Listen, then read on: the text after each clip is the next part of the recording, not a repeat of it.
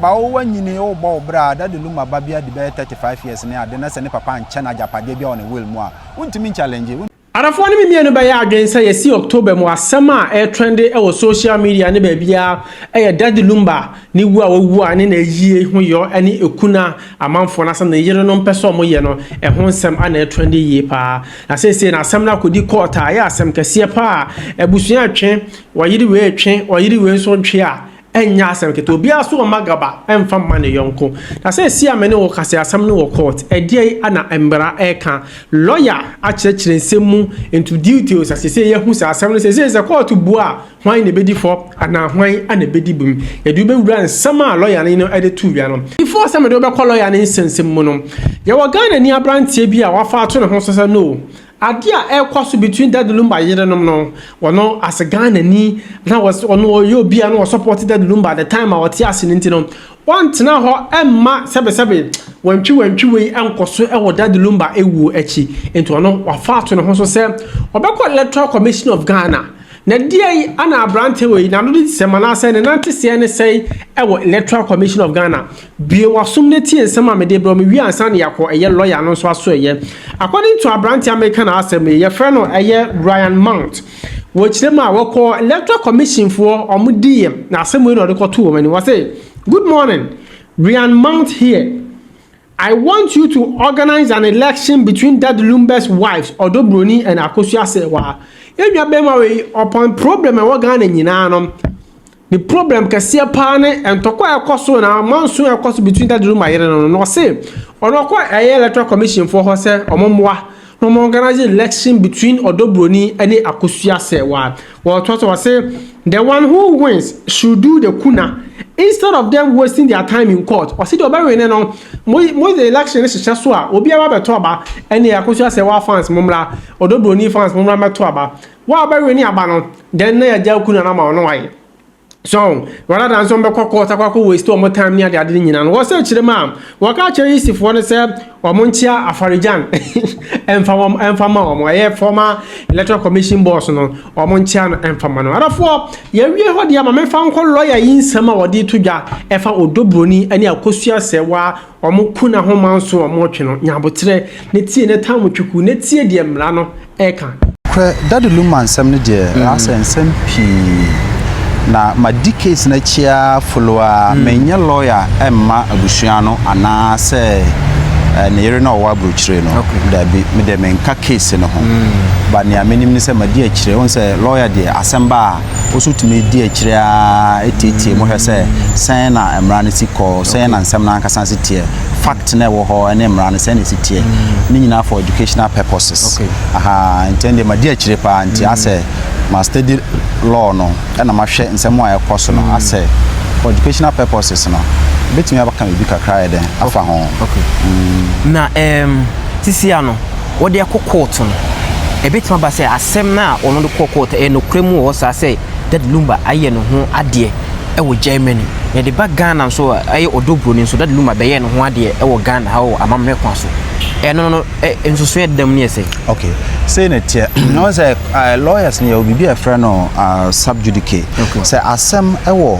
court ya na yentan go into the merits of the matter ha nti Broni no keke na me go into the merit of the matter because it amra because I was a court no bo na was a court to determine say we ye yere anas we ye say ha ba me no emra na me de betoto ho say na be ya amansan obia be hu say na mra anasitie say na tie na court no so de to ho a obia be hu say yes court no edi asampa na say ha sa na tie na normally no ye ka yere ya na ye wo Ghana no ye obe amrabe miensa obetimi de aye obi ho ade nti obi be friend no customary law marriage ye nananom mamre kwan so senia obema ware oba eno wo ho ena ye wo Islamic marriage ye nananom nkramofo kwan amofa so ware oba ena ye wo marriage by ordinance and as a civil marriage civil marriage no so na ya na say a court aware and as aware ye no aso dem na aso dem aware no kra enye ni nyina ya na ye wo omo a amrana a register wo mo to be marriage officers nti enye sofo bia na obetimi ahira ware so mana den ayeye ye wo mo a court events emra ama mo hu kwan se o betimi a superintendent over marriage and even venue no be bia ye aware na nkasa say ye wedding aso dan a ye wo mu akasa no that place must be approved entenye ba bia ontimi konko gina ba bi say me ye wedding no wagina ba bi say wo ye wedding no anya sa na tie ba bia wo ye wedding nkasa must be approved by the law and nipa na was superintendent over the marriage na nkasa so must be licensed to do so. Okay. Hanti say obi a sofo na say onye license na so kokohira ware bi so say ordinance marriage enye asamba na say kokota court me bagu. Yes anete. Ena Ghana emra na Germany mra no. Eya na on ye obi be friend conflict of laws but I no men komu bebre ba say as kira ne say aware a eye ordinance marriage na say eye monogamous marriage say be ma be ware oba ba akopɛ. Say ejitum wo Ghana ha na say Germany nso jitum a Jama ware ye jitum Ghana mani ye. Enti so obi ko ware o ye Ghana ni na so kokko ware e wo Germany. Onye Ghana ni kura na so we Germany kura so ware o Germany na so betena Ghana ha eche say watena Ghana ha so many months. Na say ana ware no asemba ho a e kokko to Ghana ha eyeye. Sanity so ko tena Germany ho no kwa. Yes. Our ware German mra kwan so or the bagana ha na se asemba ho a Ghana court dia eyeye. Wow. Nti anye se bia nam se nipa na ware o Germany nti na se bagana ha Ghana ware different, Germany ware different. Anye sanity. Da benye sanity. Na sisi ano ye ka odobro ni so that Lumba ekoye no ho ade ewo amamre kwan so. Sisi ano no so prese that Lumba so aye no ho ade. Eba sa na emra no betimi aye bibia fa ho. I say that here. On say na making say many lawyer will case in him. Okay. But may come based on facts are available. And I making so for purposes of education. Sure. Yes. Say that here. Say obi ware under ordinance and civil law. German law. And one on ware. Second wife be any mubi. Just like that. And adiano ayana sometimes the sentiments ewura cases mo and I say bia ye na nana money of an mo wa bonten bia na o and I say ni say I know your sentiment ye wo law ye wo mra e wo ho and ye wo sa be fie ni o ma no kwakuba ko kan o say pocket lawyer and ye pocket lawyers no asema tie senate esitie ni say ye obi ware under ordinance and also under the civil law and one won't me worry nipa obi anka ho biem and it is assuming I am assuming because me who marriage certificate between Daddy Lumba and Akosua Serwaa me who intimi but I am assuming say am pass our be course so na say civil marriage between Daddy Lumba and Akosua Serwaa e wo Germany and one no e masa na oba fufu bia as to whether say ya baba ye no ho ade wo fie anase den and the law will not recognize that second marriage.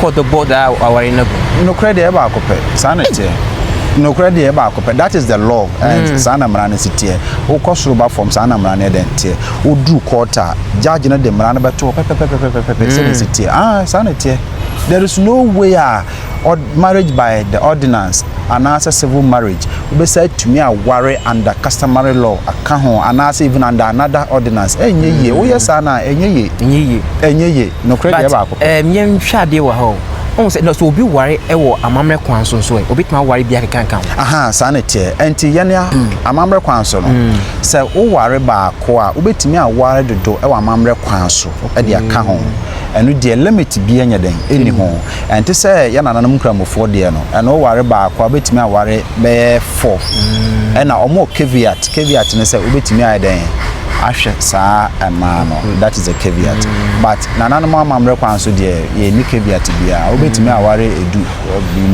aduonu obetimi aware obia nsi na opebia obia nsi won but say wo so worry under custom wontimi mama worry second wife no under ordinance and so basa tiamra it is a person who worry do there strictly by customary marriage simple ɛno no nti wontimi ware under custom ɛnkonkase me kɔware second wife under ordinance no ɛna wontimi ware under ordinance ɛma mekase me wabɛware under second wife under custom ɛnyɛ yie saa ɛyɛ na lawyer for yɛwɔ expression bi say the two are mutually exclusive say we egyina hɔ a wode we bɛka ho a ɛnyɛ yie saa na tie ɛnti sɛ wopɛ sɛ ware dodoɔ de a strictly go by customary law marriage sɛ wopɛ sɛ ware baako nso a go ordinance simple ɛnti sɛ ni dadi lumba asɛm no si tie ne deɛ sɛ ampa sɛ ɔne Akosua Serwaa aware under German law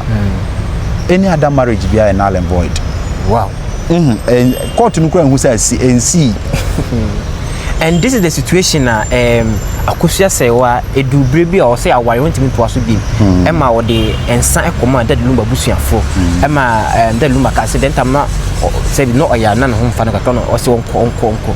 This year no omo je ensan de but court no so man kugu no e wa aware e be ha adwen wo e ho nso ana oh saa ensane de enka hwe no credit yes enka hwe say na tie I say aware no say na msi kan say me hu certificate no but I am assuming say ampa marriage be course between Akosua Serwaa and Dadi Lumba e wo Germany that marriage is civil marriage in yamfa customary law emfa ngu no what the customary law the good civil marriage enye ye enti se Akosua Serwaa de ensa aba se won pa ware na enka wo se ye gua ware no under the law untimi mfa custom emfa good civil marriage nobody should even try to do that wow. Yes enye ye it's as simple as that enti se ope se ugua ware na se na masia ka no you just go by the law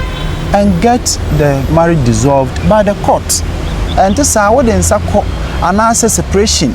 E be can say adan or ne Dadi Lumba at Ghana ha 15 years. And Akosua Serwaa to Germany 15 years ne ade. Look, there is no number of years bet me aka say separation or amount to divorce. It won't happen anywhere under the law. Yes. And to pa on when we yere obi ankotena ne baby ko krom no so nko ni krom 20 years 30 years mo anko court anko gua ware na say ordinance marriage by the ordinance na say mo anko gua ware na e dey aware no subsisted subsisted 100 years kran 100 years kran subsisted and kire say wo tu fie na obi so ti ne fie wo ba obra ono so bo ne bra nti aware na gu enui normally no ya na ye nananom kasa ansem no just because sometimes ya na so obi ne obi ware entokwa kra wo mu na ya can loosely say oh aware no kra gu sana ya na muka but ye ka emran kasa say ye ka emra kwan so pass aware na gu aware na ngui aware na ye kwan ye fa so egu no enti wuntimi nchance anka say enam say maame no eti Germany Dadi Lumba eti Ghana ha nti aware na gu dabi to so gu na kom court exactly it doesn't matter the number of years or ma separate and as or matena apart it doesn't matter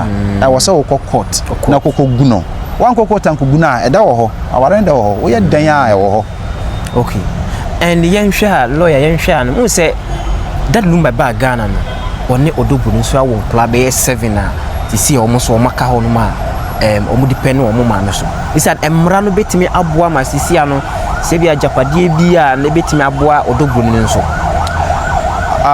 senior masia ka no say am pass aware bi course so aye ordinance or civil marriage between Akosua Serwaa and Dadi Lumba odo Broni ba mo a enye that's the first thing I was out here say however say odo Broni ni Dadi Lumba ewo emma me name the number of kids but say eye 5 and 6 and 7 and krano ye legitimate children of Dadi Lumba but the status of odo Broni as a wife no is not cannot even arise or that boy yira enye and say Dadi Lumba japade ni sane omanioma na normally odo Broni emma na oni Dadi Lumba awo mo no omo e na be benefit under the estate of Dadi Lumba by extension no na odo Broni aba be benefit under the children but yen kase odo Broni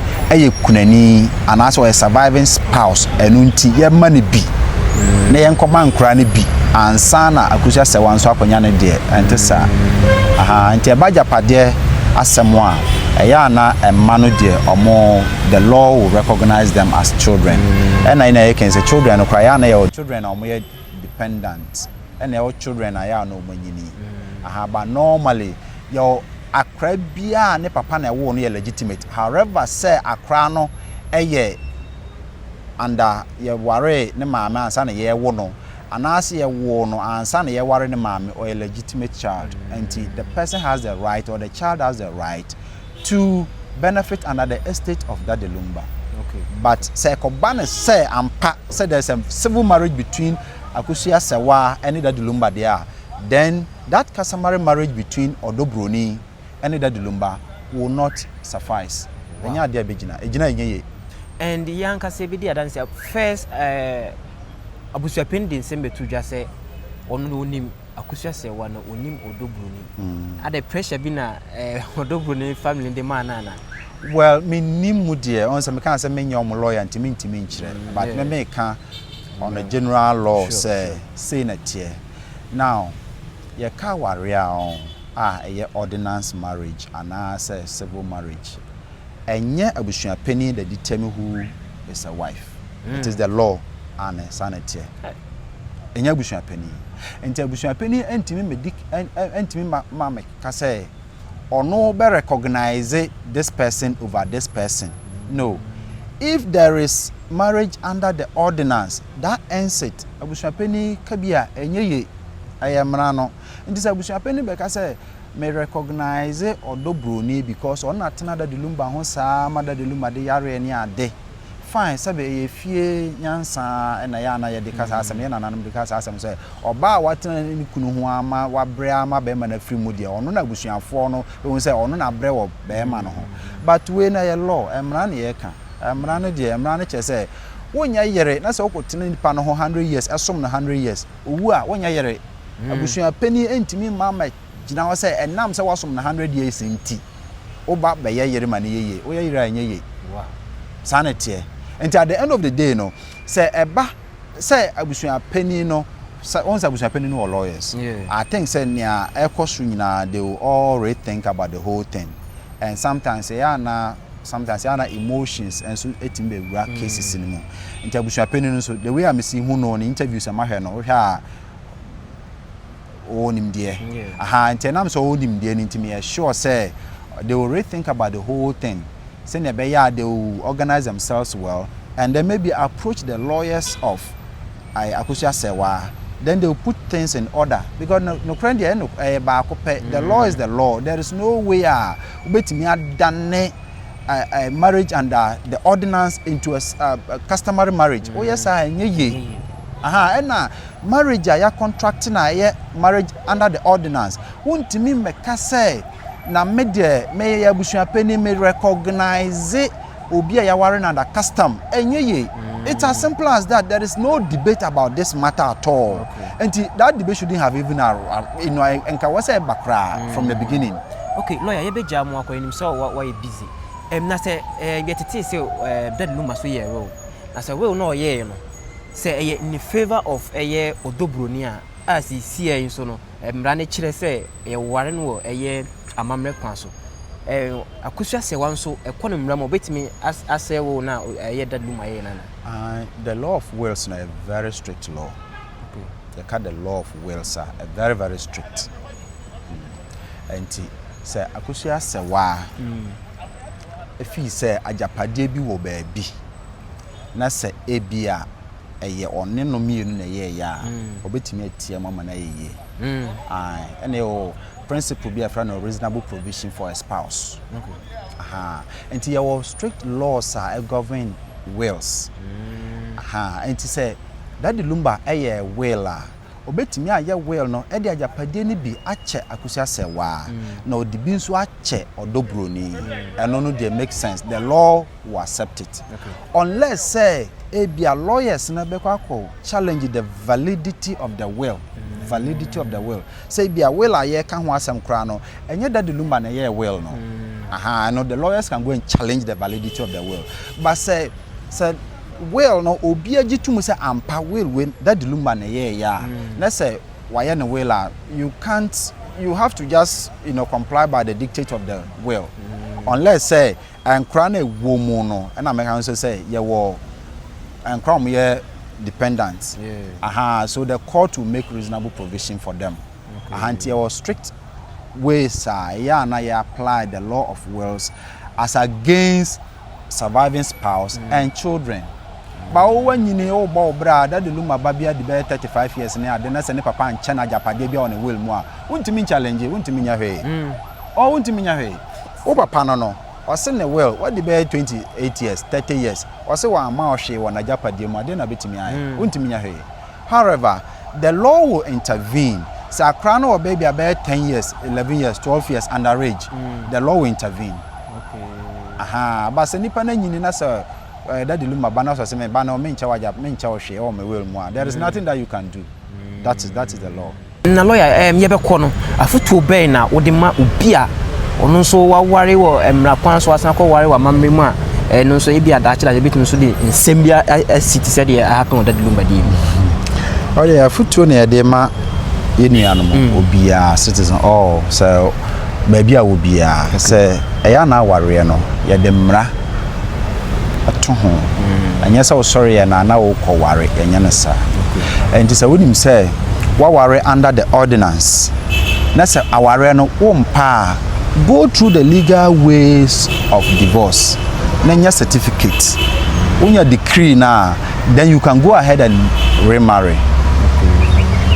And this na sa why wadwen say me de me maware ba me ne me area separate obiti wotini baby me so meeting baby me kwa akware oba foforo eno ne friend bigamy a criminal offense. Yes ye chiwa eyeye example that the Lumba te ase no say eyam papa say one Akosua Serwaa ewo marriage certificate and I have evidence say that the Lumba sa ko ware under customary law aware odo Broni under customary law ye chi that the Lumba e charging for bigamy eyeye sanity emra we plan sanity because wonni ho kwan say wo ware under ordinance now wasa akwa ware under customary law you don't have that right to do so. So if you want to marry more women you just go under customary law and marry more women.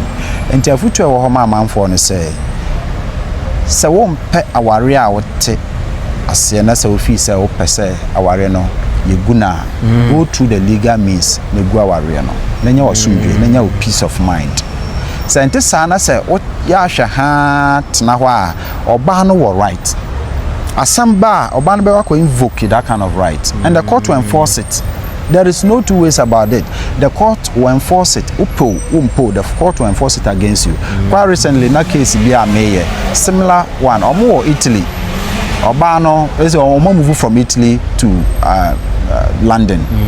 Na adenya omo ware wo Italy. Omo ko do London na ware no according to by say na esi kan ware na gu. But omo ankwan ko gu ware no e wo court. Abeman so I am ex-wife and I'm catching say your ex-wife or your wife. No officer grouping ADA, but or your wife. And this our person who go away go to the legal means, ne go away no, na sanko worry or bafufro.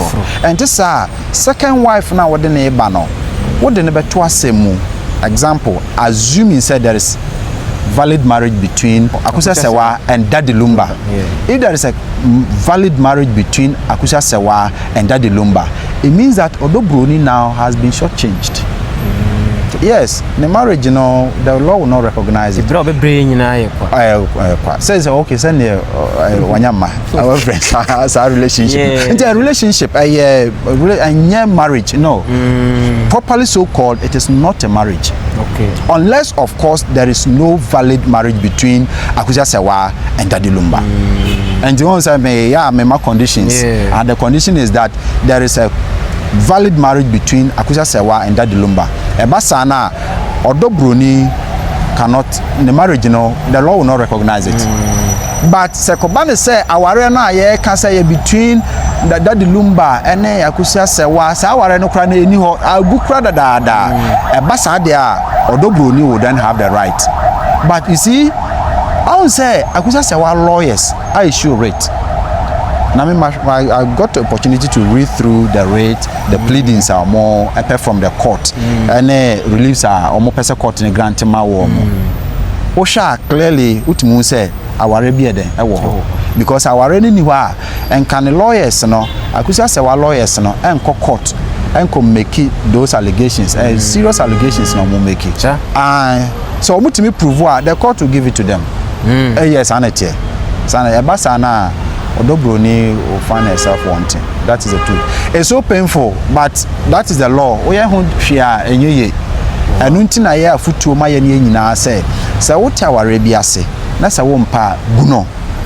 Na kokko ware foforo. Sa anso na oba wo be ma be ware o. Say okasa one oba bi aware a eya abusa no say aware no agu ana. Say agu kra na obetime abusa na for marriage certificate. Or prove marriage certificate I know na chese ampa wagu aware no na won na Akosua dan aware sanye sana say odonti oh or say mate say one ex wife jai one ex wife aware na gu so one evidence look I'm sorry ebedu mpempenso obi no be say the marriage yanguna your marriage is null and void.